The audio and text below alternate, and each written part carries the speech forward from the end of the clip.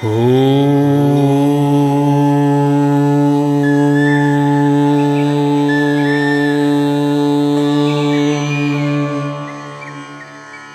कृष्ण परब्रह्मणे नमः। श्रीमद्भगवत गीता अथ अष्टादशोऽध्यायः मोक्ष संन्यास योगः।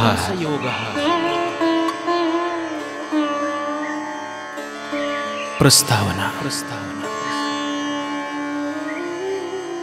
भगवान श्रीकृष्णांचा चरम उपदेश। भगवान श्रीकृष्ण सर्व धर्मांना सोडून तुम्ही फक्त मला शरण या, मी तुम्हाला सर्व पापातून मुक्त करीन, शोक करू नको। सर्व धर्मान् परित्यज्य मामेकं शरणं व्रज, अहं त्वा सर्व पापेभ्यो मोक्षयिष्यामि मा शुचः। मी तुम्हाला सर्व पापापासून मुक्त करीन, शोक करू नको। अर्जुनाची कृतार्थता। अर्जुन म्हणाला, आपल्या कृपेने माझ्यातला मोह नष्ट झाला आहे। नष्टो मोह, मला ज्ञान प्राप्त झाले आहे। स्मृतिर्लब्धः। पुढे म्हणाला, आता मी संशयरहित होऊन स्थित झालो आहे। स्थितोस्मी गतसंदेह करिष्ये वचनं तव।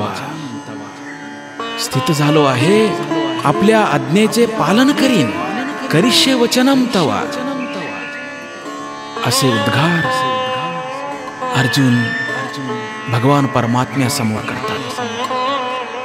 या अध्यायाच्या पहिल्या ते 18व्या श्लोकापर्यंत त्यागाचे तत्व,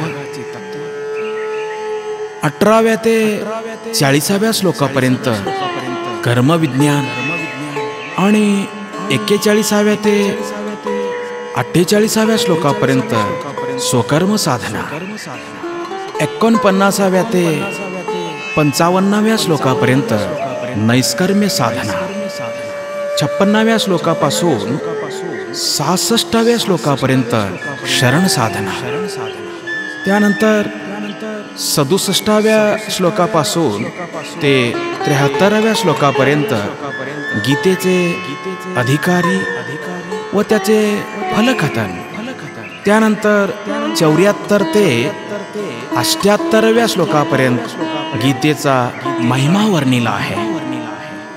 मुमुक्षु काम्य निषिद्ध कर्मांना त्याग व नक्कीच कर्तव्य, यज्ञ, दान, तपाचा अनुष्ठान, अहंकार व फळाच्या आकांक्षाने मुक्त होऊन कर्तव्य बुद्धीने कर्म करा।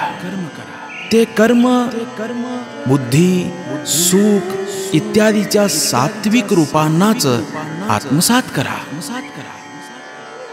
कर्म, त्याचे परिणाम व फलप्राप्ती सगळे गुणभेदाचे 3 प्रकारच आहेत। या सगळ्यापेक्षाही वेगळ्या गुणातीत निष्क्रिय आत्म्याला कर्ता भोक्ता मानणारा अज्ञानी आहे। आत्मज्ञानाचे सर्व कर्म संन्यास स्वतःच सिद्ध आहे। हरिओम तत्सत।